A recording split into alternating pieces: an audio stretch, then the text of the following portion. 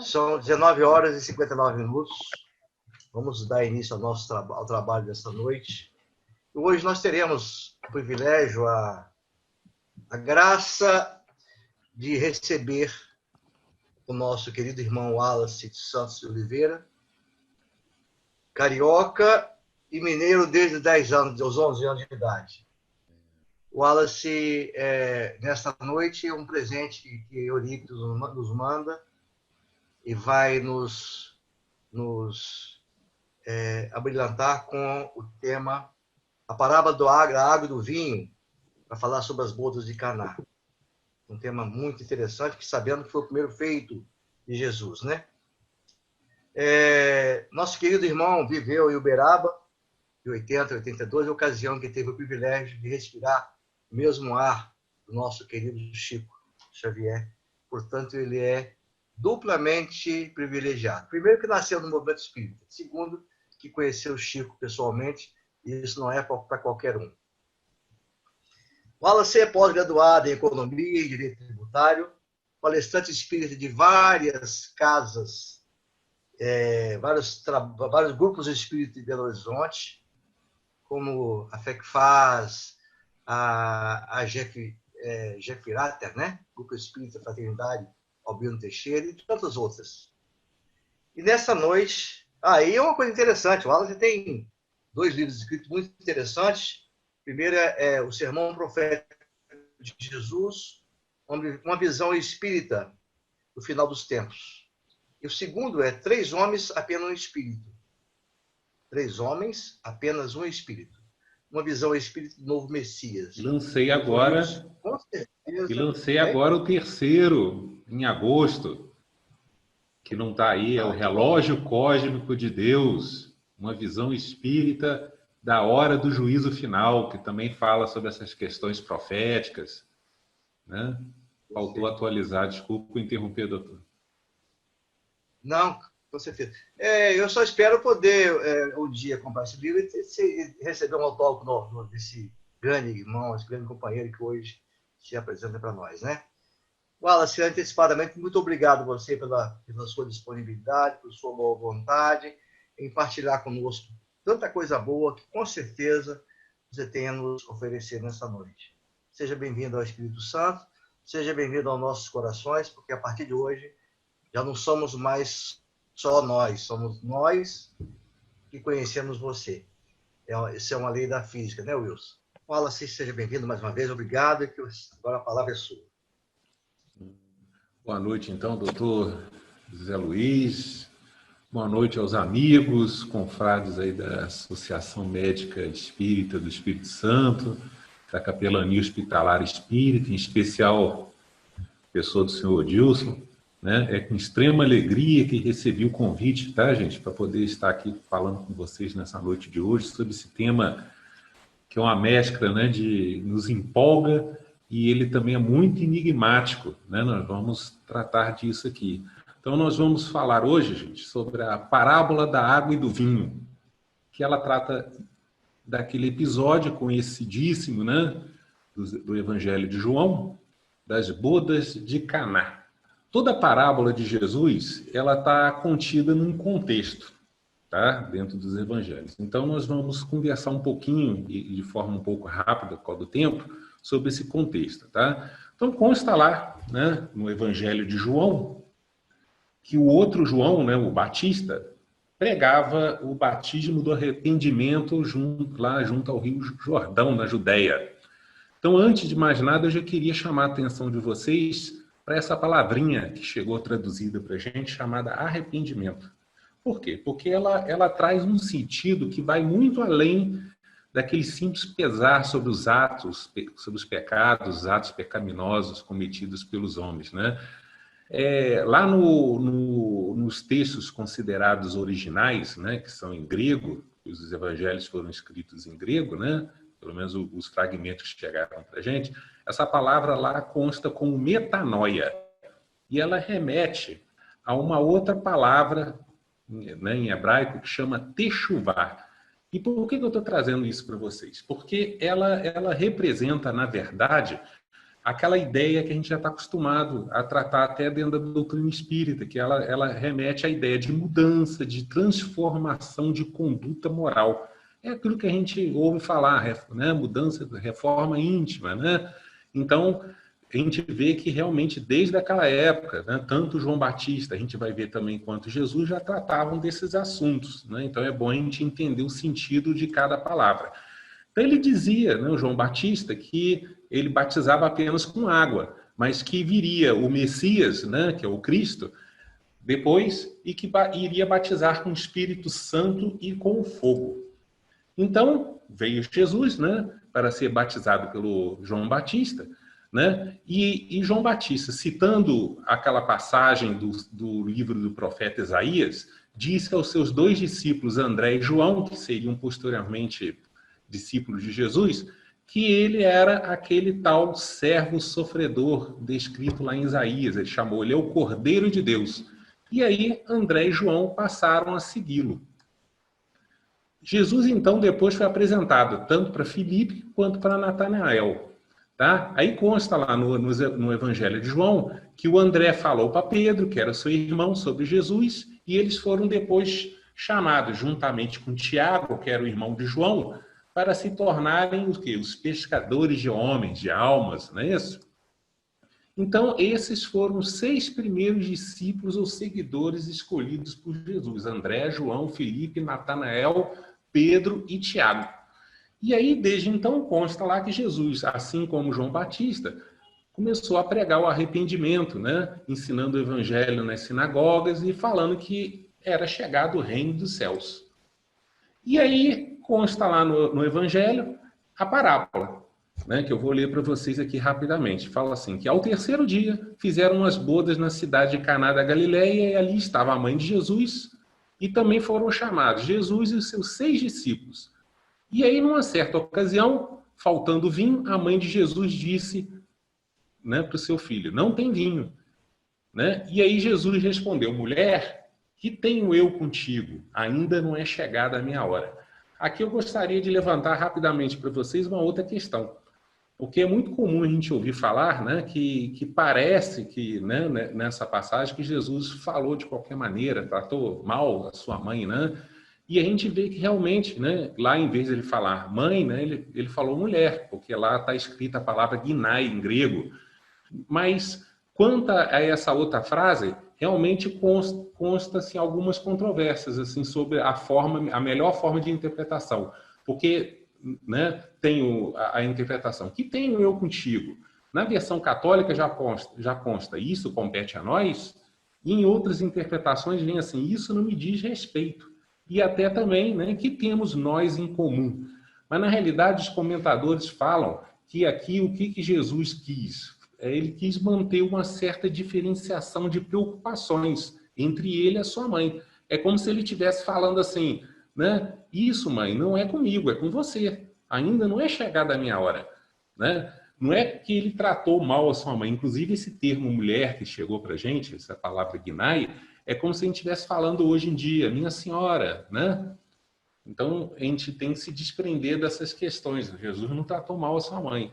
E aí consta lá em seguida, né, que a mãe de Jesus disse aos serventes, fazei tudo quanto ele vos disser. E aí consta lá que estavam postas 6 talhas de pedra, que eram vasos onde colocava-se água para fazer o ritual de lavação de mãos e cotovelos antes das refeições, de acordo com o costume judaico, né?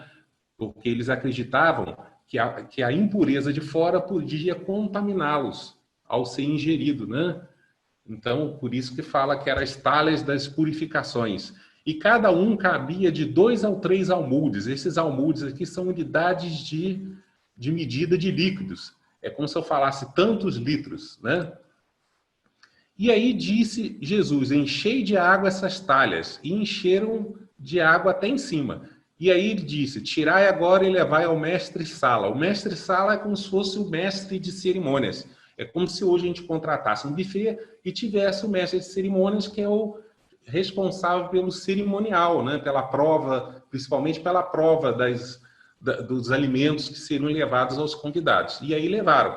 E logo que o mestre-sala provou aquela água feita em vinho, aí o evangelista coloca uma anotação, sabendo de onde vier, não sabendo ele, né, o mestre-sala, de onde vieram, mas os serventes sabiam que aquele vinho tinha sido tirado, né, sido transformado da água, né? Chamou então o mestre-sala ao esposo e disse: todo homem põe primeiro o vinho bom, e quando já tem os convidados bebido bem, então o inferior, mas tu guardaste até agora o bom vinho. E aí consta lá que Jesus iniciou os seus sinais, né, através desse chamado primeiro milagre em Caná da Galileia. E aí manifestou sua glória e os seus discípulos creram nele. E aí fica aquela questão, gente. Qual será a interpretação? Porque a história em si ela é bem tranquila, né? E aí também vocês podem estar perguntando, ué, o Wallace trouxe uma palestra sobre a parábola da água e do vinho. Nunca ouvi falar dessa parábola, né? E ele contou um fato, né? A princípio um fato real. Isso seria uma parábola? Então vamos ver lá o que Kardec fala sobre isso, lá no livro A Gênese, no capítulo 15, né? Ele começa a falar, inclusive, o seguinte, que esse episódio ele é narrado unicamente no Evangelho de São João, né? Foi considerado o primeiro milagre de Jesus e que parece que ele causou uma fraca impressão, porque os outros evangelistas não citaram, não mencionaram esse episódio. Então, a gente já vê de cara que Kardec começa, a princípio, colocar, então, até em questão o quê? A dúvida se realmente aquela passagem ocorreu de fato ou não, né? E a gente vê aqui que ele começa a traçar algumas considerações, falando que é admitido, né, que aquelas coisas realmente tenham acontecido conforme foram narradas. Aquele dali é o único tipo de milagre que Jesus fez daquele tipo. E aí ele tenta explicar também que né, com base no conhecimento, principalmente, né, da ação dos fluidos, né, a ação magnética dos fluidos que ele tinha naquela época, sobre essa questão de mudança das propriedades da água, mas o interessante é o seguinte, que aqui o objetivo meu não é entrar nesse modus operandi de como Jesus operou o fato em si, mas sim procurar entender o porquê ele fez aquilo e vincular a uma questão que a gente vai tratar aqui, que vocês vão ver uma questão profética, tá? Mas quem quiser saber detalhes sobre esse modus operandi, Kardec tratou dele lá no livro dos Médiuns, no capítulo 18, itens 128 seguintes, tá? E aí ele coloca, né, o parecer dele. Mais racional é se reconheça. E uma daquelas parábolas tão frequentes. Então ele deixa claro que parábolas de Jesus não são só aquelas parábolas tradicionais, onde ele conta uma história que tem um fim moral ou um fim profético, né? Essa aqui, ela é baseada, a princípio, em fatos reais, né? E aí ele coloca, talvez durante o respato, né, a refeição, terá Jesus aludido a água e o vinho, tirando delas um ensinamento. Então a gente já começa a ver o quê? Que a água e o vinho, na realidade, elas são figuras parabólicas, né, que tratam de uma outra questão. Tá? Então, como é uma parábola, eu vou trazer para vocês, né, uma reflexão, demonstrar uma interpretação segundo a técnica hermenêutica de acordo com a cabala judaica, onde a gente tenta demonstrar que essas parábolas, ditas parábolas de Jesus, né, elas trazem 4 níveis de entendimento. A grande maioria das parábolas de Jesus traz esses 4 níveis de entendimento. Então, vamos saber quais são. O primeiro nível é aquele chamado interpretação literal, onde a gente tira a interpretação daquela primeira leitura, né, que a gente faz do que está escrito e procura entender baseado naquilo, né? E dali a gente tira aquela chamada interpretação, uma análise mais voltada na interpretação, fugiu a palavra, desculpa, gente, no sentido moral do ensinamento. Lembrando que essas parábolas que tratam também de sentido moral, geralmente elas são de muito fácil entendimento, mas só que são difíceis da gente colocar em prática, porque mexe com questões de orgulho, vaidade, né? Aquelas chamadas nossas mais paixões, né? Que a gente tem que trabalhar, saber lidar, e aí por isso que a gente está aí constantemente encarnando no mundo, né? porque a gente peca geralmente nas coisas mais simples. O segundo nível de interpretação é aquele que a gente faz uma conexão, concordância de entendimento entre essa parábola que a gente está analisando com outros ensinos e parábolas contidas tanto no Antigo Testamento quanto no Novo. E aí a gente procura fazer uma concordância sistêmica, né? Demonstrando, inclusive, que muitos dos ensinamentos de Jesus, ele tá, na realidade, citando muitas passagens do Antigo Testamento.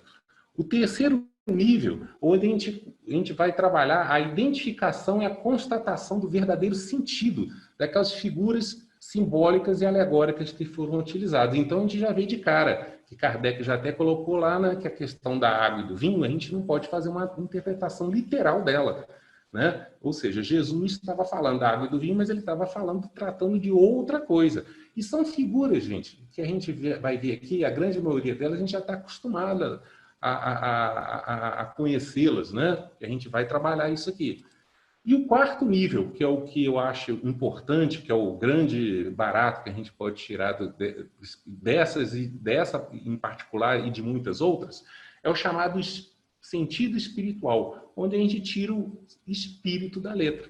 Principalmente quando a gente trata da questão dos chamados mistérios judaicos, que são aqueles ensinamentos que Jesus falou apenas por uns grupos reservados dos seus discípulos, né? Sobre questões de profecias, que essa trata de uma profecia em particular que nos diz respeito particularmente, nós que somos espíritas, né? E a questão da escatologia, que são coisas que tratam dos momentos finais, e essa trata também sobre isso. Então, vamos lá, gente. Primeiro nível de entendimento.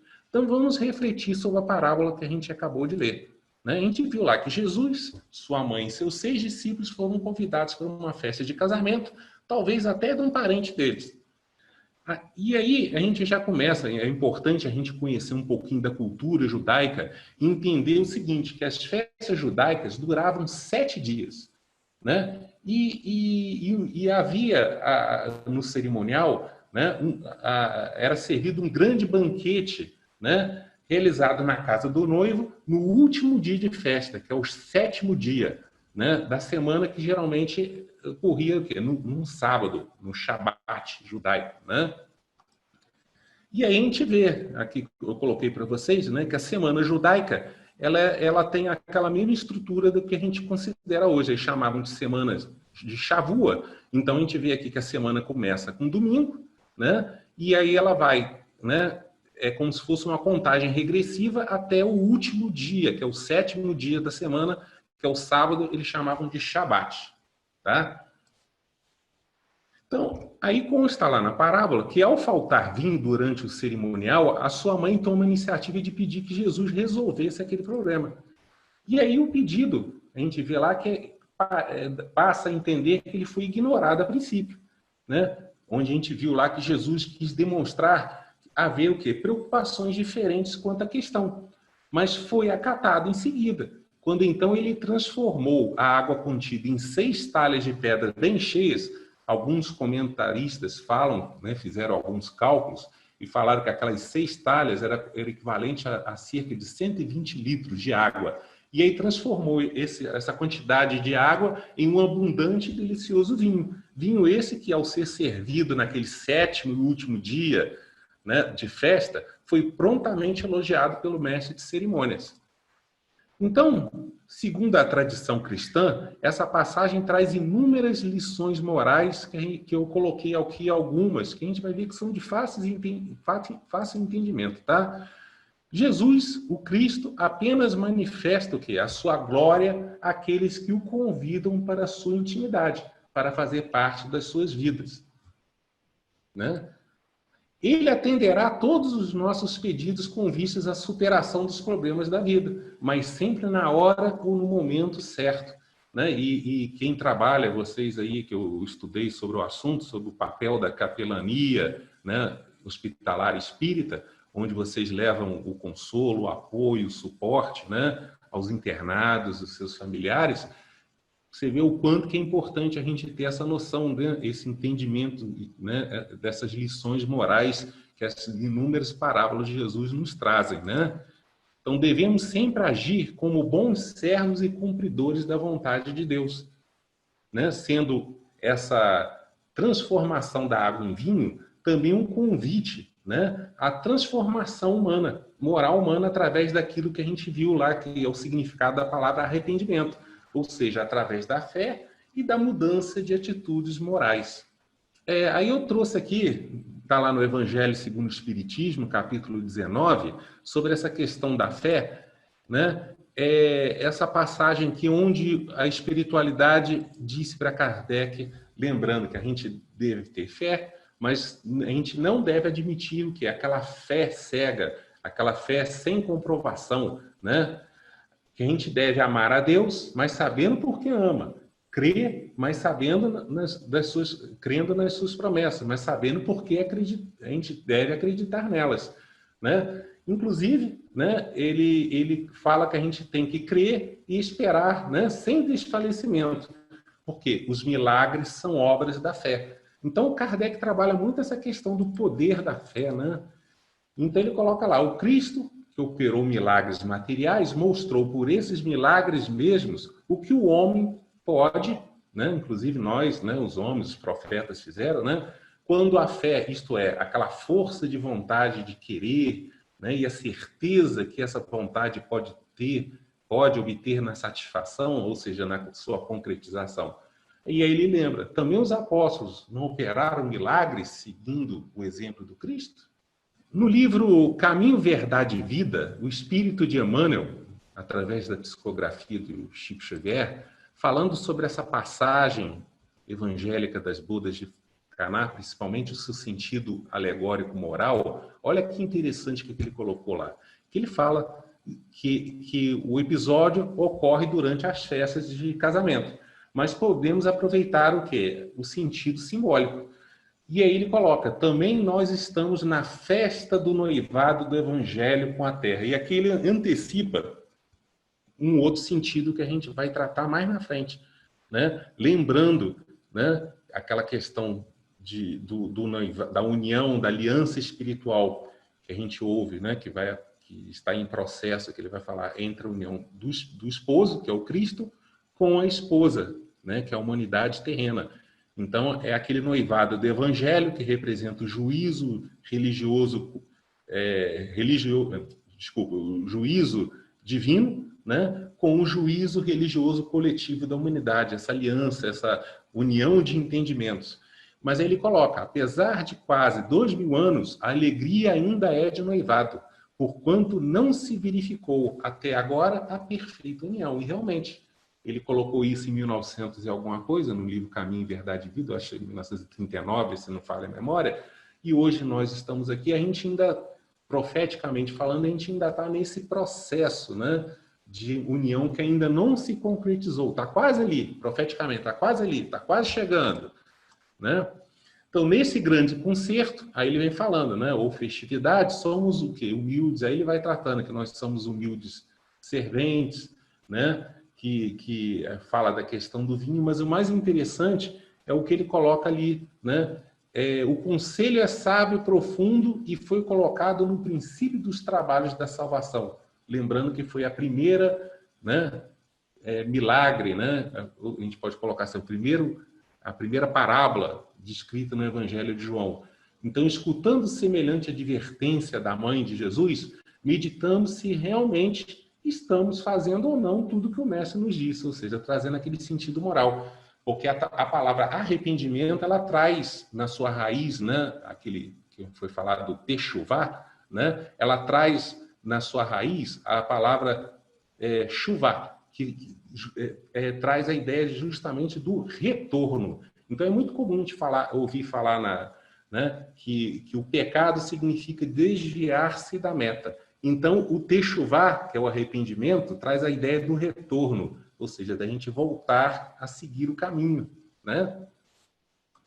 Com isso, a gente terminou o primeiro nível de entendimento, que a gente viu que ele é bem básico, bem tranquilo de entender, mas lembrando, né, que ele é fácil de entendimento, mas difícil de se vivenciar, de se colocar em prática, não é isso? essa questão do arrependimento, da mudança de conduta moral, são coisas que a gente tem que trabalhar muito no nosso íntimo. Então, agora nós vamos tratar do segundo e terceiro níveis juntos, tá? Lembrando que nesse nível nós vamos conhecer quais são aqueles pontos, né, contidos na parábola que a gente deve ter uma atenção especial e principalmente procurar entender qual que é o sentido por trás daquela parábola, daquelas figuras. E a gente vê, então, o seguinte, essa questão do terceiro dia, o que é a ideia das bodas, a mãe de Jesus, os seus 6 discípulos, né? Aquelas talhas, a água, o vinho, né? O mestre-sala, o esposo, né? Quem seria essa esposa, né? Que vinho novo é esse que foi servido? Então, nós vamos trabalhar isso. Então, primeiro, a gente vai ver que não tem mistério nenhum, não, tá? A gente vai tratar da figura das bodas, do esposo e da esposa. Inclusive, o Emmanuel já deu uma introdução que a gente viu lá, né? Então, essas bodas ou casamentos simbolizam aquele longo processo de aliança, de união espiritual, de entendimentos, que já dura 7 dias, e esses dias são proféticos, tá, gente? A gente não deve entender como literais, né? E que deverá ocorrer entre o quê? Aquele juízo religioso coletivo da humanidade e o chamado juízo divino, espiritual, mediante o quê? A aceitação e compreensão dessas muitas revelações espirituais que foram prestadas por Deus através dos profetas aos homens ao longo dos tempos, bem como que essa questão da prática dos seus ensinos. Com isso, a gente já percebe que a ideia do pai representa o quê? Deus. A do esposo, o próprio Cristo. E a da esposa? Seria a ideia da chamada humanidade futura. Tá?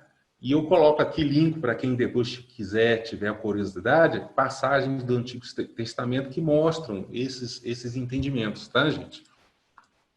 Então, a atual humanidade encontra-se, a gente viu lá a segunda, inclusive o Emmanuel já mostrou para a gente isso, nesses momentos finais desse simbólico processo de noivado ou casamento, que é simbolizado pela figura das bodas nupciais. Tá? A humanidade futura, que é aquela figura da chamada esposa redimida, após os seus desvios cometidos ao longo do tempo, ou seja, simbolizado por aquela ideia das quebras de aliança, um dia aceitará e compreenderá as coisas espirituais, vivenciando-as, religando-se, né? Aquela ideia do chuvá, né? Religando-se, retornando, né?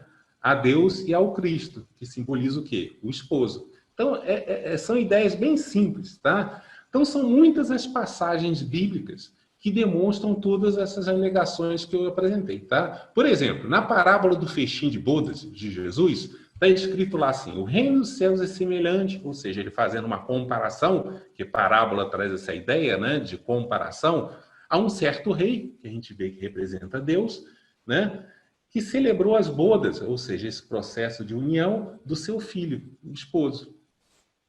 Então a gente viu que o rei representa o pai, que é Deus, o filho. Ora é tratado como uma figura do príncipe em outras passagens, ora com a figura do noivo, ora com a figura do esposo, que representa o Cristo. No livro do Apocalipse de João, por exemplo, consta lá que ele falando sobre esse momento atual que nós estamos vivendo, né? Que os judeus chamavam de era messiânica, que é esse período de regeneração. Olha só que interessante o que ele disse numa certa passagem. Aleluia, pois que o Senhor, Deus Todo-Poderoso, reina. Alegremo-nos, né? E demos glória, porque vindas são as bodas do Cordeiro, que a gente viu quem que é o Cristo.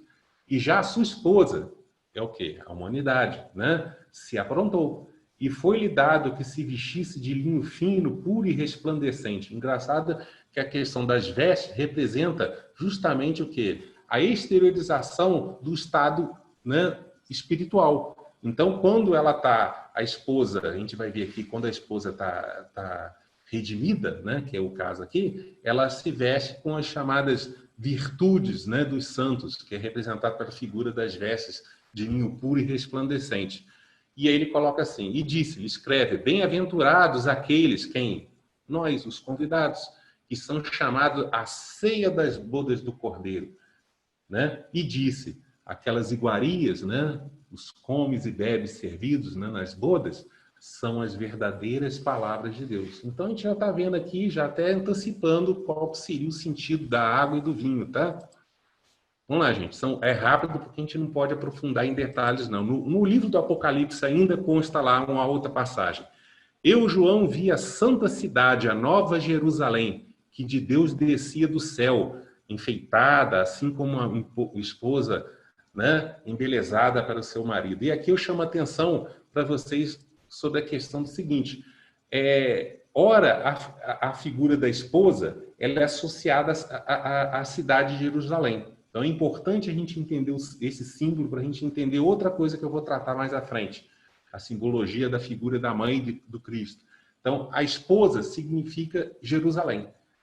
Como ela se desviou, né, durante aquele processo, ela passou a ser representada por uma outra cidade que é chamada Babilônia, lá no livro do Apocalipse. Depois, quando ela se regenerou, ela passa a voltar a ser a figura da Jerusalém, mas a antiga não, a nova Jerusalém.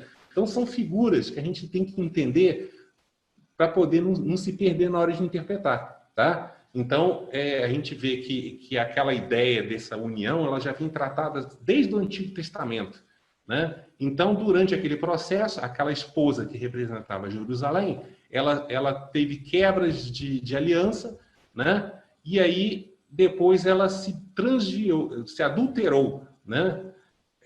Tornou-se aquela figura da mulher adúltera, que aí ela passou, foi falada, a figura da Babilônia. Mas depois ela vai ser essa nova Jerusalém que foi tratada aqui. Então, a esposa redimida, né, ela é simbolizada pela figura da noiva, que também é a figura da nova Jerusalém, e a gente viu que ela representa o quê? O nosso juízo ou entendimento religioso, né, da humanidade regenerada. Ou seja, quando a humanidade estiver num passo, né, daqui a algum tempo, ela tiver absorvido os ensinamentos que a doutrina espírita trouxe, a gente vai ver que ela, né, principalmente isso, que na realidade muitos deles são os resgates de muitas outras que já foram faladas antes, ela vai estar o quê? Nessa ideia, né, da ideia da regeneração, do restabelecimento, né? O marido, ora simbolizado pela figura do esposo, ora simbolizado pela figura do noivo, representa o Cristo, que nada mais é do que aquele juízo ou entendimento divino que vem ao mundo, né, ao nosso mundo, vindo do mundo espiritual. E quanto à figura da mãe? Agora fica fácil, né? A gente tem que se desprender daquela ideia, igual Jesus fez, né, da ideia de que ela é a mãe de Jesus. Na realidade, Maria, ali naquele momento, aquela mulher, ela simboliza quem? Jerusalém, aquilo que a gente foi falado, né? Particularmente aquela ideia do templo do judaísmo, que era representado pelos líderes religiosos daquela época, os fariseus e os saduceus, né?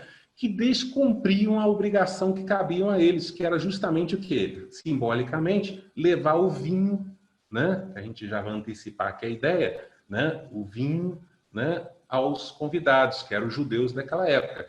Tanto que consta lá, deixou o vinho acabar. Ou seja, eles não estavam cumprindo com a sua obrigação. Por quê? Porque eles apenas ficavam focados naquele ensino das tradições humanas, né? E exigiam constantemente de Jesus, naquela época, que mostrasse aqui um sinal, um milagre, que viesse atestar, né, comprovar que ele era aquele que ele dizia ser, e que os profetas do Antigo Testamento diziam que ele era, se ele era ou não o chamado Machia, né, o Messias, né? Então, a gente vê que naquela passagem, que é parabólica, quando Maria chega e pergunta para Jesus, né, fala para Jesus, acabou o vinho, e pede que ele tomasse uma atitude, é como se ele tivesse assim, dá uma prova, né, faça um milagre, né, representa justamente isso. Então, naquele caso ali, a figura da mulher representa quem? Jerusalém. É aquele juízo religioso daquela época, representado pelo judaísmo, né? Farisaico, vamos colocar assim, professado pelos religiosos daquela época. Né? E essa diferença de preocupações que foi colocada, né, e de atitudes entre o Cristo e os líderes religiosos do templo, né, do judaísmo daquela época, a gente viu que foi muito bem representado naquela passagem. Mulher, que que temos nós em comum? Ainda não é chegada a minha hora. É como se ele tivesse assim, falado, a obrigação de ensinar, ou seja, de dar o vinho e não deixar com que ele acabe, é de vocês agora, não é minha. Depois vai ser. Ou seja, naquele momento, a obrigação era deles, mas ainda não é chegada a minha hora, mas um dia vai ser. É essa a ideia que a gente tem que tirar daquela passagem, né? Olha que interessante lá no livro do Apocalipse, ele falando sobre a figura daquela outra mulher que eu falei, que vem logo em sequência, que é representado pela ideia da mulher adúltera, que foi representado no livro do Apocalipse pela besta, né? A figura da besta, né? Que foi justamente aquela que substituiu Jerusalém, né? Que é o símbolo do templo judaico, sendo que a representação daquela cidade de Babilônia, que na realidade, né, essa besta apocalíptica, né, aquela mulher sentada sobre a besta, ela representa nada mais do que aquele juízo religioso professado pela igreja cristã medieval de Roma durante aquele período da Idade Média através do papado romano. Né? Eu ouvi falar aí que Marco Paulo, acho que semana que vem vai falar com vocês, ele, né, e vai falar sobre o Apocalipse, vocês vão ver que ele vai tratar desse assunto com vocês também. E aí a gente vê lá que no Evangelho tem uma passagem que fala assim, a mulher que viste, né, é a grande cidade, naquele contexto ele está falando quem? Babilônia, que reina sobre os reis da terra, ou seja, reina ensinando uma doutrina adulterada. Né? E para deixar claro que não sou eu que estou inventando essas coisas, falando isso, né? Que a gente fala isso sempre com grande respeito, tá, gente? Porque a gente está tratando de questões proféticas. Lá no livro A Caminho da Luz, o Espírito de Emmanuel, através do Chico Xavier, olha que interessante que ele falou sobre a identificação da figura dessa besta apocalíptica. Então ele falando, né? Que a figura mais dolorosa ali relacionada, né? Aonde? No Apocalipse, né? Que ainda hoje se oferece a visão do mundo moderno, é bem aquela da igreja transviada de Roma, simbolizada pela besta, ou seja, aquela mulher. Olha só, quando ela se regenera, ela está vestida de linho fino e branco, puro, né? Branco. Aqui ela está vestida de púrpura e embriagada com sangue dos santos. Olha só. E aí, vamos avançando. Vamos falar agora da figura da água e do vinho, que a gente vai ver que depois que a gente entender o significado dessas figuras, né, que a gente já viu do esposo, da esposa, agora vamos ver da água e do vinho, a gente vai ver que o entendimento se abre, né, que a gente começa a enxergar aquele sentido espiritual, aquele facilita, né, o entendimento daquele terceiro e quarto nível de entendimento que foi falado. Quanto à figura da água, ela não representa somente o que é aquela base da vida orgânica que a gente está acostumado a entender, aquele líquido sem sabor, insípido, né, que sacia temporariamente a sede dos homens. Mas, por outro lado, ele representa o quê? A base ou fonte primária do sustento de qual vida que a gente está falando? Né? Da vida espiritual. Então, a água, ela na realidade, ela simboliza o quê? A lei e os mandamentos divinos, que naquele caso específico da época de Jesus, ela era o quê? Aquilo que os judeus chamam de Torá. O quê? A lei, né? E também um complemento, o livro dos profetas. Ou seja, é aquela palavra de Deus dada aos homens, né? De cuja letra pura e simples, ou seja, ainda assim aquele sentido espiritual pleno, foram extraídos os princípios doutrinários, né? Do chamado judaísmo primitivo, através de quem? Do primeiro revelador, né? Que foi a primeira revelação, que foi o judaísmo, que chegou ao mundo através de Moisés. Então, para a gente, são inúmeras passagens que a gente consegue demonstrar esse entendimento, mas eu selecionei uma que está lá no livro do Êxodo, que conta daquele fato que os judeus foram tirados do exílio né, do Egito, né? Começaram a peregrinar pelo deserto e aí começaram a ter fome. Aí consta lá que eles pediram algo de comer e aí Deus forneceu o chamado maná, né? E aí eles tiveram sede e aí consta lá o seguinte, porque na realidade essas passagens, gente, são verdadeiras parábolas. A gente não pode entender elas no sentido literal. Olha só que interessante, tá? Consta lá, tu ferirás a rocha.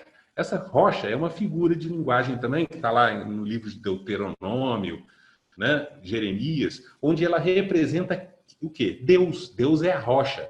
Mas é Deus pessoa? Não, é a palavra de Deus, que é o quê? Na realidade, é a verdade. E aí, o que significa? Tu ferirás a rocha, ou seja, você tirará da verdade de Deus, da palavra de Deus, apenas o quê? Pedaços dessa rocha, lascas, partes de pedra, representando o quê? Pequenos ensinamentos. E dali, ele fala, dali sairão águas. Então, a gente vê que a gente não pode interpretar o pé da letra. Você bate na pedra, sai água, né? Por quê? Esses ensinamentos ainda precários, eles iriam servir, como serviram, para a formação de uma doutrina, que foi o próprio judaísmo, porém contendo o quê? Explicações incompletas e superficiais sobre o quê? A verdade divina, sobre a palavra de Deus. Ainda contendo o quê? Mensagens ocultadas através de muitas alegorias e símbolos, visto que o povo naquela época não estava o quê? Preparado, eles não tinham a capacidade de receber, de recepcionar aqueles ensinos. E aí ele continua lá, e o povo beberá. Ele está falando de beber água? Não. Esse beber significa absorver, né? Assimilar, saciando temporariamente o seu espírito sequioso com aqueles ensinamentos que foram prestados naquela época. Por exemplo, também, olha só como é que a gente começa a enxergar coisas que a gente não enxergava antes. Naquela conversa de Jesus com a mulher samaritana, quando ele pediu água para aquela mulher, aquela água parada, né?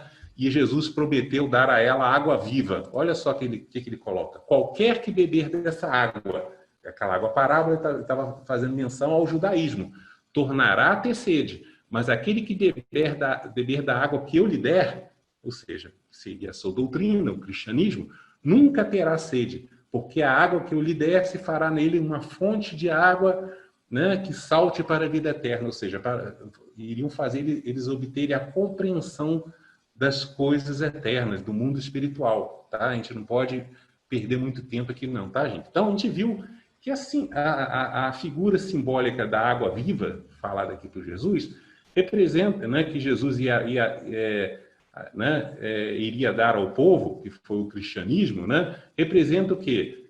Então muda o sentido, vamos entender. Seria a ideia do quê? Que Jesus ia fornecer um vinho, mas era um vinho puro? Não, ainda é um vinho misturado com água, dentro daquela visão simbólica. Por quê? Ele ia transmitir a essência da palavra de Deus através do quê? De parábolas. Pois o povo ainda também não estava preparado para recepcionar, não tinha capacidade de entender um ensino mais superior. Ou seja, em relação ao judaísmo, né, o cristianismo trouxe um ganho de qualidade, assim, de entendimento sobre certas coisas, mas ele ainda era muito próximo do estilo, né, do judaísmo, aquele estilo parabólico, metafórico de ensinar, né? Por isso que a gente tem que entender essa ideia. Ele trouxe o vinho, né, o vinho de uma nova doutrina, que a gente vai ver aqui a simbologia do vinho, porém ainda misturado com a água, ou seja, com aquela mesma base judaica que existia naquela época. Então, após Jesus ter proferido muitas coisas por parábolas, olha só, isso tudo que eu falei, olha só o que está lá na parábola do semeador, né? Consta lá que depois que ele ensinou muitas coisas por parábolas, os discípulos se acercaram de Jesus e falaram com ele: por que você fala ao povo só por parábolas? O que ele está querendo dizer? Por que você ensina, né, fornece o seu vinho ainda misturado com água? Usando essa linguagem, né, metafórica.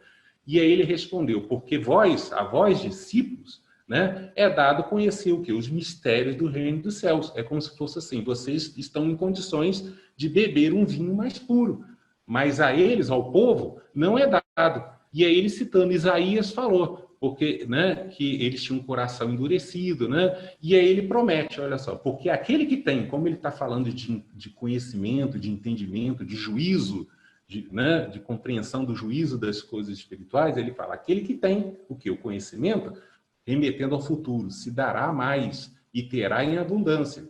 Mas aquele que não tem o conhecimento, até aquilo que tem ou ele julga ter, será tirado. Por quê? Porque ficará obsoleto, né? Por isso, Aí ele fala, por isso eu falo ao povo por parábolas, ou seja, misturando o seu vinho com água. Ou seja, a ideia é bem simples, tá, gente? A gente entender o significado desses símbolos, né? Quanto à figura do vinho, ele também corresponde a um líquido, né? Mas só que ele não é aquele líquido insípido, porque ele contém o quê? Um sabor todo especial, que a sua ideia que ele traz aquela ideia de saciar e inebriar os sentidos humanos eternamente. Essa é a ideia que ele traz. Então, o vinho também simboliza a lei, os mandamentos divinos, né? A palavra de Deus dada aos homens, né? Que é aquela chamada vida eterna. Contudo, ele corresponde a uma doutrina de nível quê? Superior, sobre a verdade divina, contendo que uma sabedoria bem mais completa, bem mais plena, né? Com explicações não mais ocultadas através de alegorias e símbolos, ou seja, dadas abertamente. E aí, vamos demonstrar isso. Por exemplo, olha só que interessante, no Evangelho de Mateus, aquela passagem referente à última ceia, né, onde os nossos irmãos católicos falam, né, sobre a questão da Eucaristia, né, que essa passagem evangélica representa, consta lá que Jesus pegou o cálice de vinho, bebeu, deu graças e passou aos seus discípulos. Olha só que consta lá. Aí ele falou, bebei dele todos, porque isto, ou seja, o vinho, né, é o meu sangue, o sangue do Novo Testamento. Então aqui ele igualou, vinho é igual a uma doutrina, né? E inclusive ele atrelou isso à sua essência espiritual, remetendo àquela ideia do servo sofredor lá que teria, né, né, sofrer, né, dentro daquela ideia que ainda permaneceu na cultura católica, né? Sofrer pelo mal morrer pelo mal, pela humanidade, não é isso? Ele coloca assim, é o sangue do Novo Testamento, que é derramado por muitos para a remissão dos pecados. E aí, ó, digo-vos que, desde agora, não beberei desse vinho. Ou seja, daqui por diante não vou beber mais. Ou seja, o que ele tinha que passar sobre doutrina naquela época foi passada. Aí ele, até aquele dia, ou seja, remetendo a um momento futuro em que eu beba novo, ou seja, o vinho novo, convosco, meus discípulos, no reino do meu Pai, ou seja, no mundo espiritual. Quando? A gente vai ver. Quando chegar a chamada era messiânica, ou o período de regeneração. Daqui a gente já consegue vincular aquela passagem, aquele momento descrito lá nas bodas de Caná. Então, na realidade, a gente pode entender que aquelas bodas de Caná, na realidade, ela é uma encenação profética das próprias bodas do Cristo com a humanidade. Vamos prosseguir. Então, aqui a gente viu que, então, o primeiro vinho, né, foi o cristianismo, aquele Novo Testamento, que, na realidade, como ele tem como base a água, né, ele é o chamado judaísmo renovado.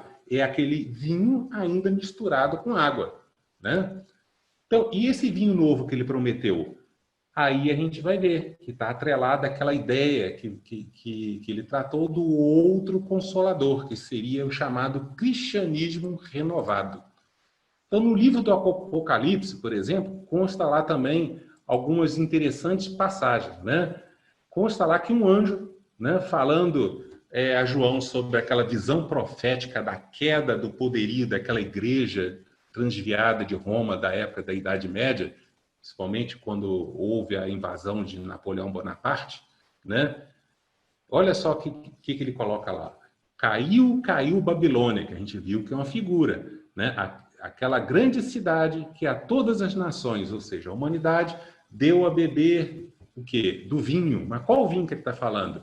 É o vinho da ira da sua fornicação, ou seja, aquele vinho adulterado, que a gente vê que em questões proféticas ele passou a ser simbolizado pelo vinho misturado com vinagre e fel, ou seja, aquele vinho adulterado. Então a gente vê que antes era água, Jesus forneceu o vinho misturado com a água, mas aquela doutrina ao longo do tempo ela foi adulterada, então ela passou a ser representada pela figura do vinho misturado com vinagre e fel, para depois um dia ser o quê? O vinho novo, do novo Consolador, né?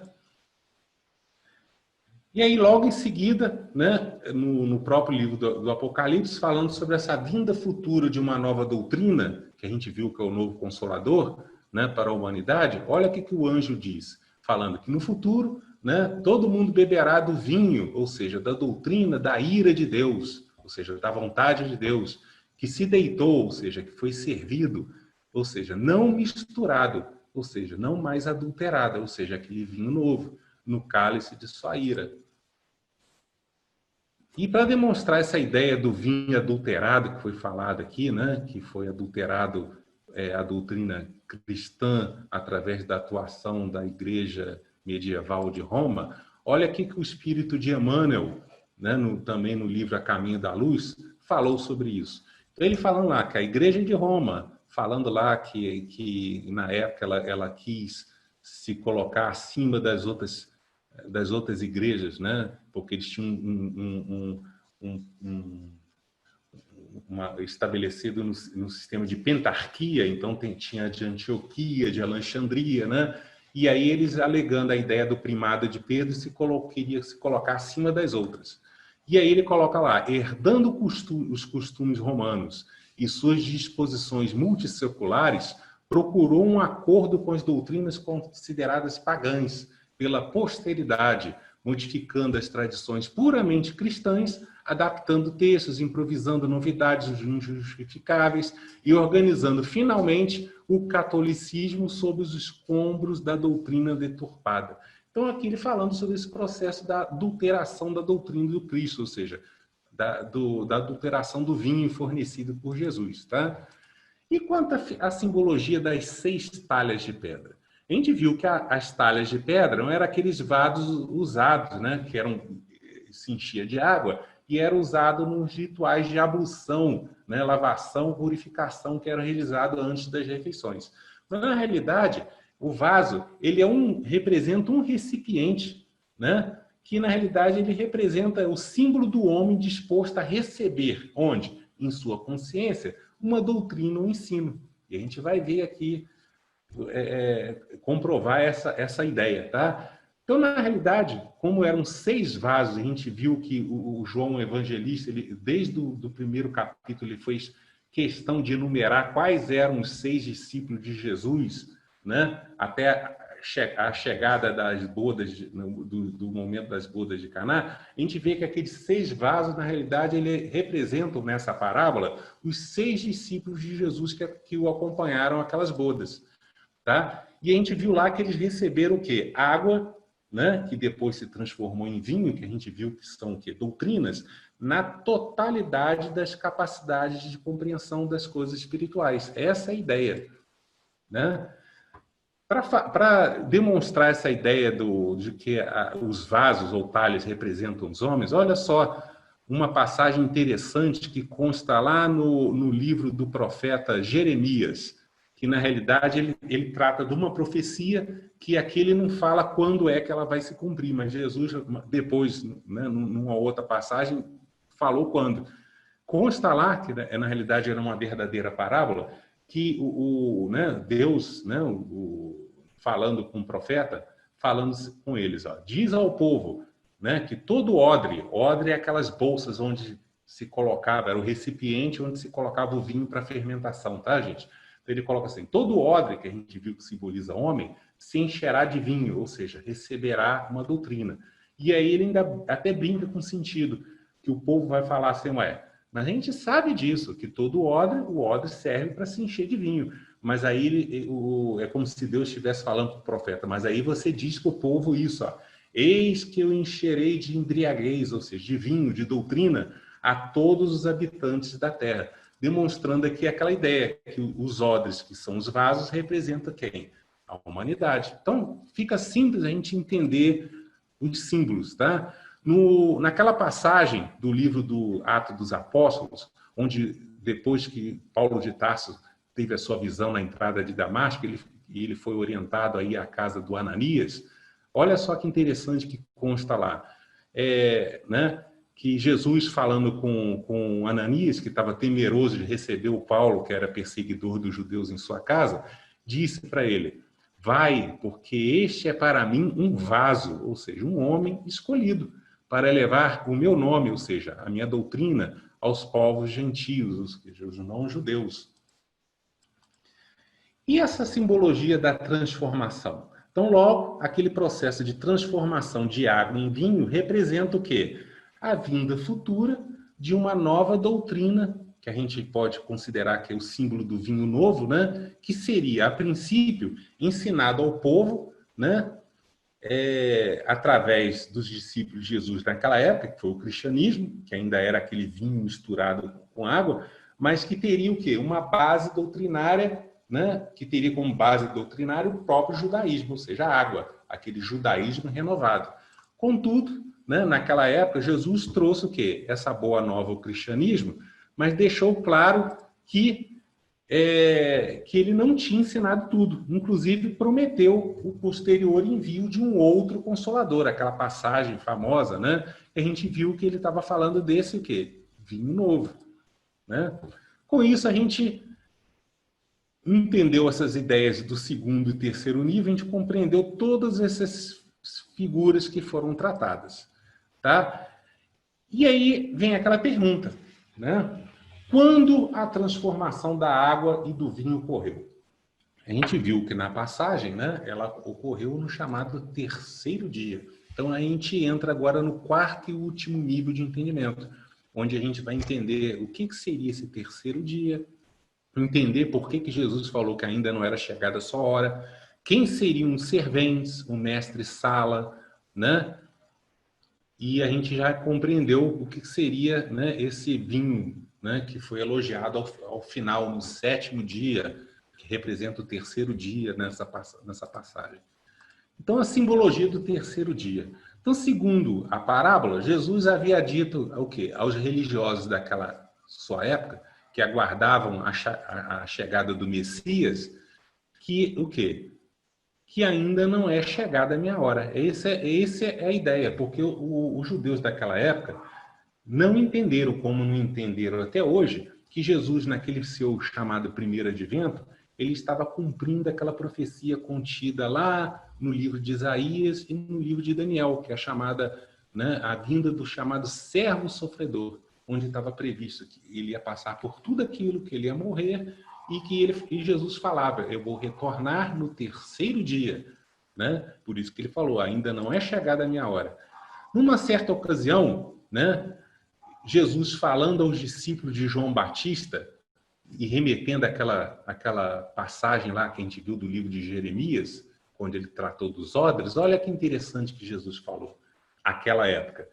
Não se deita vinho novo em odres velhos, ou seja, eu não posso fornecer um vinho puro ainda, né, para os judeus daquela época, simbolizado pelos odres velhos. Por quê? Porque eles não tinham a capacidade de recepcionar. Por quê? Aí ele coloca, rompe-se os odres, entorna-se o vinho, ou seja, aquilo ia se perder, né? É como se ele estivesse falando também naquela, não se joga pérola aos porcos, ou seja, porque os porcos são símbolos, tá, gente? Não dão o valor, a importância, o valor necessário à pérola. E aí ele coloca, mas deita-se vinho novo em odres novos. Então, na realidade, ele estava falando o quê? Que os homens da nova geração futura, que somos nós, né, os odres novos, são os que iriam receber esse vinho novo ou outro consolador prometido. A ideia é bem clara, né, gente? Então, de acordo com aquele princípio temporal de interpretação profética, dia-milênio, contido lá no livro dos Salmos do rei Davi, e que foi aquele que o apóstolo Pedro usou na sua segunda carta às igrejas, quando ele quis relembrar ao povo que naquela época estava esperando, né? Porque Jesus falou, vou voltar no terceiro dia. E aí ele ascendeu os céus, o pessoal ficava esperando ele chegar, ele não veio, e aí o Pedro falou, olha, aqueles 3 dias, na realidade, não são dias literais, são dias proféticos, onde, relembrando o livro dos Salmos, né, cada dia representa em torno de 1000 anos literais. Então, com isso, a mensagem subliminar oculta dada por João, né, no início daquele relato da festa, quando ele falou que ao terceiro dia, ele corresponde justamente àquele 7º e último dia da semana judaica, o Shabat, né, que representa a ideia de que que era o momento onde ia ocorrer aquela transformação da simbólica água, né? Que a gente pode também atrelar a ideia do vinho velho, né? Em vinho novo, que deveria ocorrer apenas quando? No terceiro milênio, que é esse momento que nós estamos vivendo hoje. Então, aqui, ó, fica fácil da gente entender aqui, ó. Jesus veio aqui no ano 1, né, na contagem com o novo calendário gregoriano. O primeiro dia seria os primeiros 1000 anos. O segundo dia seria os próximos 1000 anos, que encerrou-se ali por volta do ano 2000. Então, nós estamos mais ou menos aqui, ó, no iniciozinho, na transição entre o segundo e o terceiro dia. E a gente sabe, nós que somos da doutrina espírita, que esse vinho novo já foi servido, né? E a simbologia do mestre-sala? Então, o mestre-sala, que é aquele mestre de cerimônias, era o homem responsável, que a gente viu, pela condução de todo o cerimonial da festa de bodas, né? A ele cabia o quê? A prova preliminar de todas as iguarias a serem servidas no banquete nupcial aos convidados da festa. Que a gente viu, então, que aquela comida é um alimento espiritual, né?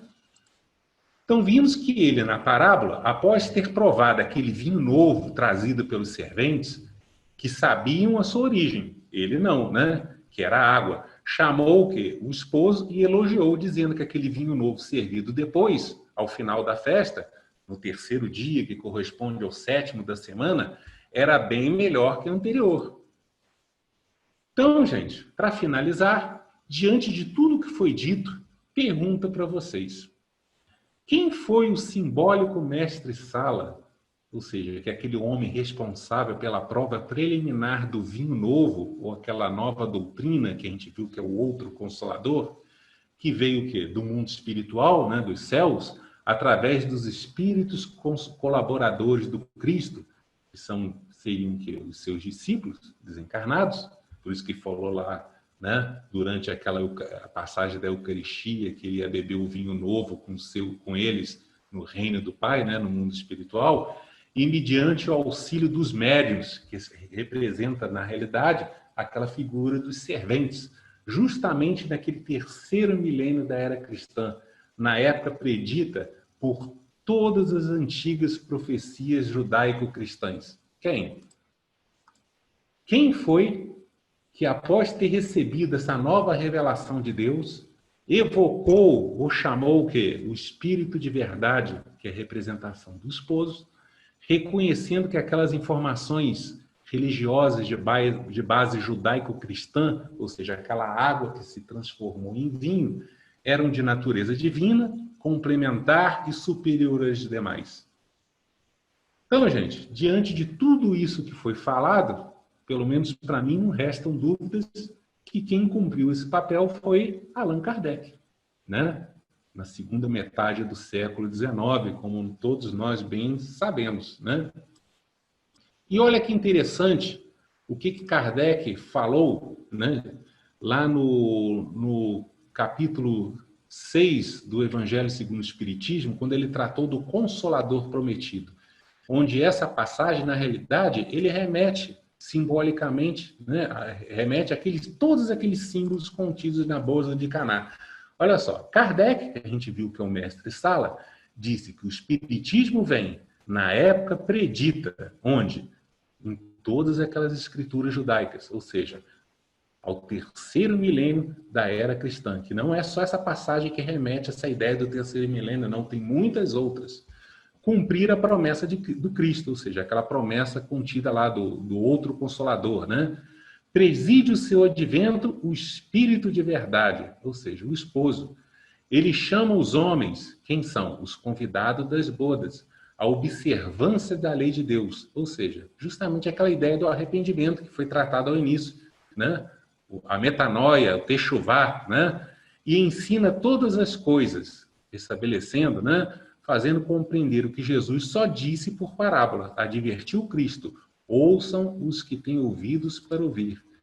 A seguir, disse que o Espiritismo vem abrir os olhos e os ouvidos, porque fala sem figuras, nem alegorias, levanta o véu intencionalmente lançado sobre certos mistérios. O que ele está falando aqui? que o Espiritismo veio justamente trazer o quê? Aquele vinho puro, não mais misturado com água, que a gente viu ao longo do estudo. Com isso, gente, chegamos ao fim. Espero que vocês tenham compreendido. Obrigado pela atenção.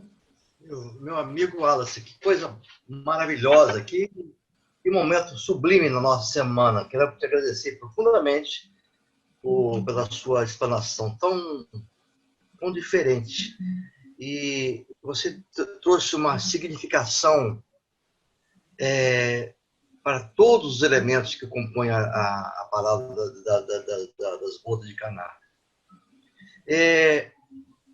No primeiro nível, onde é uma interpretação, vamos dizer assim, ao pé da letra, eu ainda ousaria colocar uma outra situação.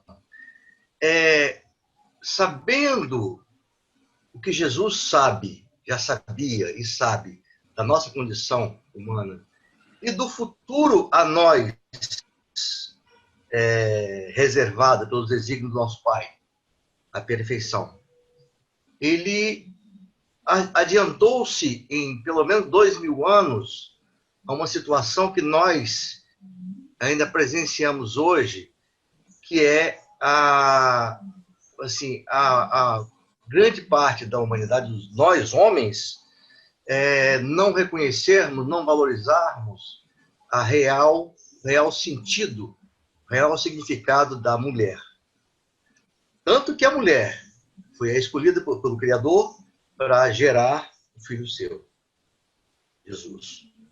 E nós sem muito esforço, nós vamos ver uma grande empatia de Jesus com algumas mulheres, já naquela época, renegada. Vou citar a Maria de Magdala, a mulher adúltera, a própria mulher samaritana, a mulher hemorroísa que sangrava, que automaticamente era, vamos dizer assim, discriminada. E outras mulheres, outras tantas, como a viúva de Naim, a sogra de Pedro. Então, Jesus, em várias situações, ele deu uma sublimidade à mulher. Qual seria o sentido de o primeiro feito de Jesus ser um atendimento ao pedido de uma mulher? Simplesmente a sua mãe. Na minha visão, nesse primeiro nível, ele também quis nos dizer do quão importante é a mulher, do quão importante é o amor à sua mãe, e até, entre aspas, até a obediência à sua mãe. Você vê que Maria foi incisiva. Não, faça o que ela disser. Né? O que você me diria dessa linha de raciocínio? Não, com certeza. Demonstrando justamente aquilo, que a gente não pode interpretar as coisas ao pé da letra. Né? Por isso que eu logo de início afastei aquela ideia de que Jesus estaria falando de qualquer jeito, destratando a sua mãe. Não foi isso. Aquilo é uma parábola. Então, a ideia da mulher, que a gente viu que representa o juízo, né, religioso da humanidade, naquele momento onde eu demonstrei que aquela mulher representava o quê? Um juízo que ainda não aspirava a ideia, a noção do que representava o Cristo naquela época, né? Mas a mulher no futuro, depois dela passar pelaquela fase de se transviar, né? É como se aí é aquela outra ideia da Maria falar, ó, faz tudo o que ele pedir. É como se a humanidade estivesse ansiando a vinda do Cristo. E a gente vê que realmente naquela fase do século XIX, logo após o fim da Idade Média, a gente vê nos livros de história, e Kardec deixa bem claro, que aquele momento psicológico daquela época, a humanidade estava meio que perdida, né? Vamos colocar assim, religiosamente falando, porque existia uma religião que era o cristianismo, né, católico, estava em descrédito. Estava se aumentando a quantidade, inclusive, de materialistas. Então, Kardec tem todo aquele diálogo, né, falando de levar aquela ideia da espiritualidade, principalmente aos materialistas, né? Aquelas pessoas que já estavam descrentes de tudo. Então, eu acho que isso tem a ver com essa ideia, é o seguinte: Jesus já estava, com certeza, prevendo a ideia de que no futuro a humanidade iria ansiar a vinda do Cristo, como a gente está hoje, né? Aquilo aquela mensagem a princípio rejeitada pelos judeus, a humanidade futura vai estar ansiosa em recepcionar, em atender. Eu acho que seria essa a ideia. Respondeu, doutor? Pois não. Como sempre fazemos, a gente abre um espaço para interação do nosso público. Eu queria deixar aberto para quem quiser fazer alguma pergunta, alguma colocação, que fizesse agora, aproveitando esse momento tão... Gostaria. Como é que você vê a sua fala sobre as bodas de Caná, que tem a ver com a relação com o que estamos vivenciando hoje, em função dessa pandemia? É isso. O vinho novo, né, ele veio, né, apesar de profeticamente falando, né, o tempo a gente não pode falar assim, poxa, mas veio no século XIX, já tem 160 anos praticamente, né, arredondando, né? Mas isso, em tempos proféticos, foi ontem, foi logo ali, né? Então, a gente ainda está nesse período de transição, né? Que foi falado, o período de transição planetária. Ou seja, a gente ainda está vivenciando, a gente ainda está, né? Nós ainda estamos nós somos o convidado da festa que ainda está aprendendo a saborear o vinho. A gente ainda não saboreou. Kardec, que é o mestre Sala, bebeu e achou o vinho bom, né? Elogiou o vinho. Mas a gente ainda está naquela, nós estamos bebendo, né? É essa a ideia. Então, esse momento de pandemia que a gente está vivendo, né? Onde muitos dizem que a gente está, que ele tem que servir, né? Já passou da hora, né? Dele trazer esse repensar dos homens, da humanidade, né? E nos direcionando para um algo a mais, além da nossa vida comum que a gente tinha antes, tentando despertar em nós aqueles sentimentos morais tão ensinados por Jesus e que já vinham sendo ensinados desde o Antigo Testamento. Eu acho que o vinho novo veio justamente na época predita e na época necessária para a humanidade, né? Lembrando, nós ainda estamos nesse processo, nós ainda estamos aprendendo a saborear o vinho, né? E aprendendo a achar que ele realmente é um vinho espetacular, né? Poderíamos pensar na pandemia como sendo uma seleção dos convidados ao banquete? Porque essa questão, né, Kardec deixa bem claro no Livro dos Espíritos, eu acho que no itens, na questão 600 e alguma coisa, entre 600 e 700, onde ele fala o seguinte: esses abalos, né, que ocorrem na humanidade, né, dentre eles guerras, epidemias, né, ele serve para acelerar o processo de mudança. Essa é a ideia. Porque a gente sabe que as pessoas morrem, mas se não morrer, né, dentro desse processo, um dia todo mundo vai morrer, né? Então, essa retemperança, esses desencarnes coletivos servem para acelerar o processo de transformação. Porque a gente vê aí em questões proféticas, né? E o Emmanuel, ele trata isso muito bem naquela data que ele colocou, né? Que todo mundo no meio espírita já compreende, o tal de 2057, aquela data que foi falada. Se a gente for parar para pensar, está logo ali. E aí o Emmanuel colocou: a humanidade estará regenerada, ou seja, transformada. E como é que vai se dar essa transformação?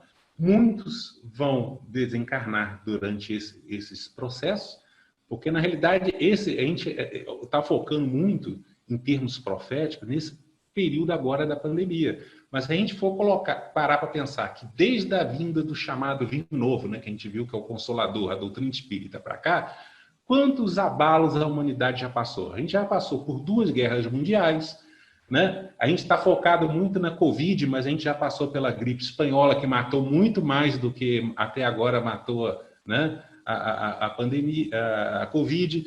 Então, desde lá, já está ocorrendo esse processo de, que a gente pode colocar assim, de seleção na humanidade, né?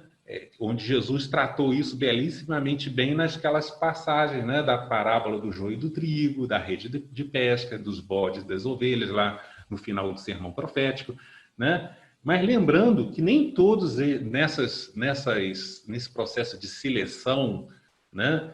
Nem todos serão separados. Ele deixa bem claro, Kardec, lá no livro A Gênese, que ele serve também para dar uma retemperada. Muitos que estão aqui vão desencarnar, vão ter esse choque, né, de conhecimento no mundo espiritual, e quando retornarem na Terra daqui para frente, eles vão vir com outra visão, né? E lá no livro A Gênese ele coloca que nesse processo, ou seja, daqui para frente, quem é a chamada nova geração que vai encarnar? São espíritos que vão vir, o quê? Não vão ser nenhum espírito puro, não, gente. São espíritos que já vão trazer essa ideia nata de espiritualidade, né? Isso que a gente está tomando conhecimento e que muitos ainda rejeitam, essa nova geração vai lidar com isso de forma tranquila, vai recepcionar esse vinho novo, né? De forma bem mais tranquila do que muitos estão passando. Então, eu acredito que a ideia é essa. Wallace, boa noite, é Norma. Boa noite. Eu queria dizer que eu acho que esse momento que nós vivemos talvez tenha mais a ver, o vinho é novo, mas eu acho que os odres, os vasos, muito nesse tempo, nós ainda somos odres e vasos velhos, porque nós ainda temos muito da água, daquela mistura de coisas enraizadas em nós, da antiga religião, da Babilônia, do judaísmo, e faz com que esse vinho novo ainda não esteja podendo se manifestar da forma que deveria. Então, eu acho que essa vinda dos novos espíritos, essa chegada, como você disse, dos novos seres encarnantes que já vão estar mais preparados, mais puros, sem essa água armazenada para não ter esse vinho velho. Então, acho que isso tem muito a ver com o vaso que nós estamos nos transformando. Por exemplo, com as lições da pandemia, com todas essas mudanças, a oportunidade para nos tornarmos vasos mais novos, para entender e receber melhor esse vinho novo. Eu vejo muito por aí também. Sim, perfeita a sua análise, né? Inclusive demonstrando que entendeu os símbolos, né? É isso mesmo, né? Porque a gente que vive no mundo, né? As coisas demoram muito para acontecer, mas profeticamente falando, o tempo lá é outro. Então, como a gente está no olho do furacão, vamos colocar assim, né? A gente ainda custa entender, a gente custa a achar, assim, poxa, mas, né, como é que pode a humanidade regenerar daqui a alguns anos, né? Se a gente olha para o mundo e vê tanta coisa aí, né?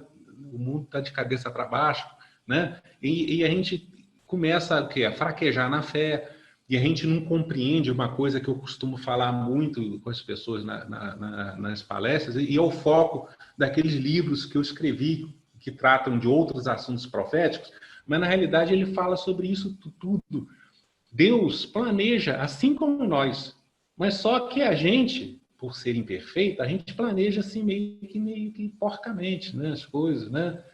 Mas Deus, que é perfeito, tudo que ele planeja, ele não planeja para dar errado, ele planeja para dar certo, porque senão ele não seria nem onipotente e nem onisciente.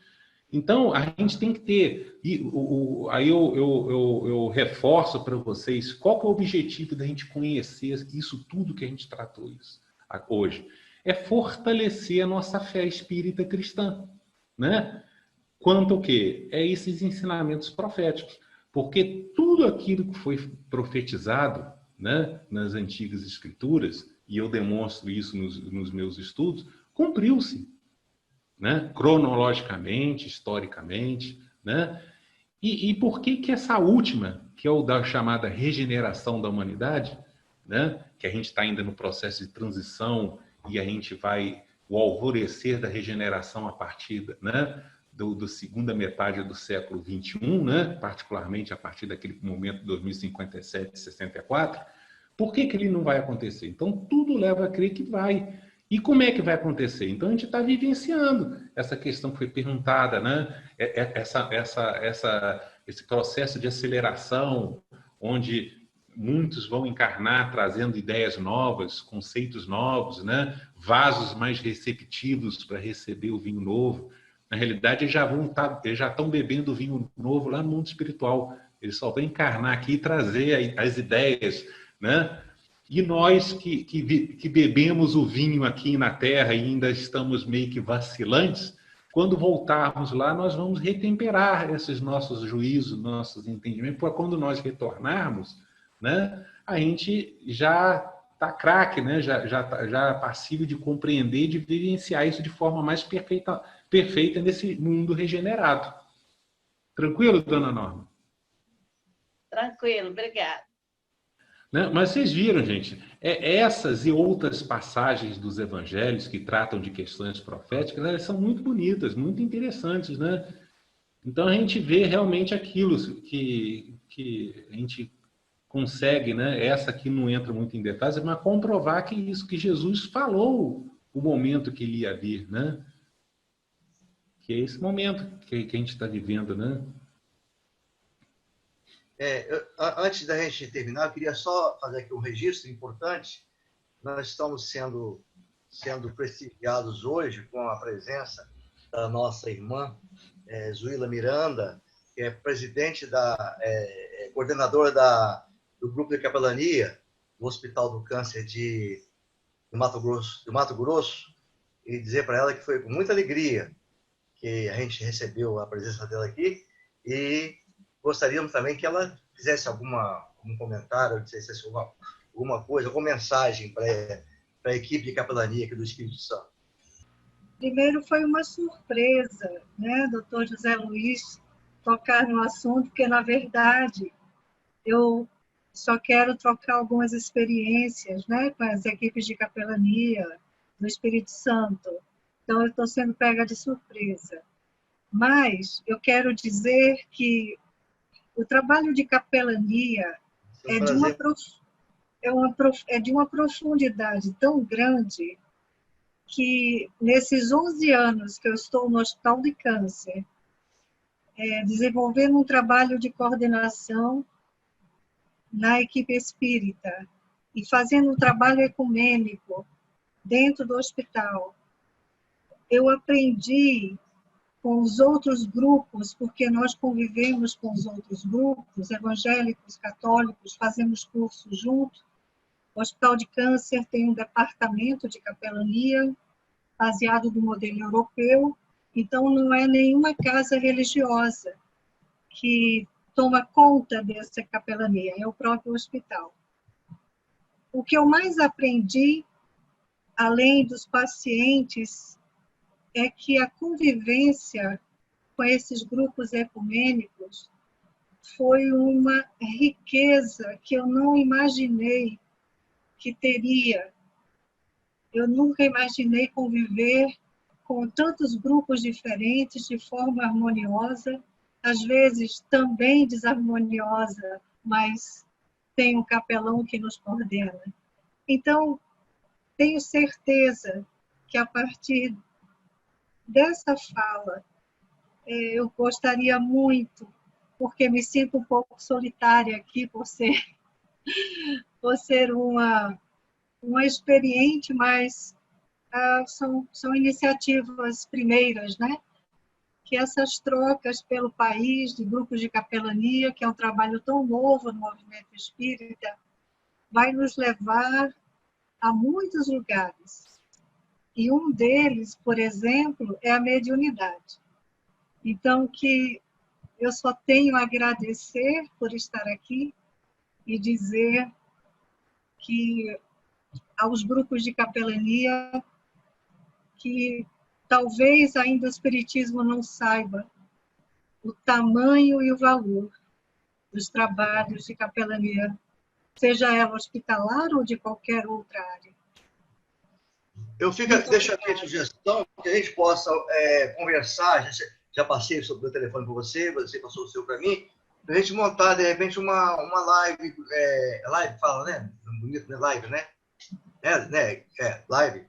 entre as equipes, né? Nossa e daí para a gente trocar ideias, trocar experiências. Sim. Né? Que todos nós temos história para contar. Tá bom? Com certeza. Muito obrigada. Perfeitamente. Muito obrigada. É importantíssimo, né, gente? É a prática, não é isso? É o trabalho prático, o dos ensinos de Jesus, é isso aí, é o trabalho da capelania, principalmente, né? Jesus foi o primeiro capelão, né? Grande capelão. Wallace, suas ponderações finais. Doutor Luiz, Zé Luiz, eu só tenho que agradecer, espero ter correspondido às expectativas de todos, né? As pessoas, né, os amigos, os confrades, né, principalmente da capelania, terem compreendido as questões que foram abordadas, né, o sentido moral e principalmente o que eu gosto muito de falar da questão profética, né, demonstrando que o espiritismo é o que cumpre aquelas profecias da antiguidade, né, e sempre com aquele objetivo de fortalecer a nossa fé espírita, né, mas não com aquele objetivo, né, de que uma religião seria, né, nos distanciar dos nossos outros irmãos. Porque na prática, como foi bem falado aqui pela irmã, né, na prática, todos jogamos no time de Jesus Cristo. Vamos colocar assim, né? Então, eu agradeço, muito obrigado. Tenham boa noite a todos. Boa noite, obrigado. Boa noite. Wallace, tudo bem? Gostei muito da sua palestra, tá? Obrigado, tio Dinei. Tá? Estamos sempre atentos, viu? Ok, obrigado, tio. Tchau. Que pena. Muito bom. Todo banquete acaba, né? Ô, Dilson, ano que vem tem mais, né?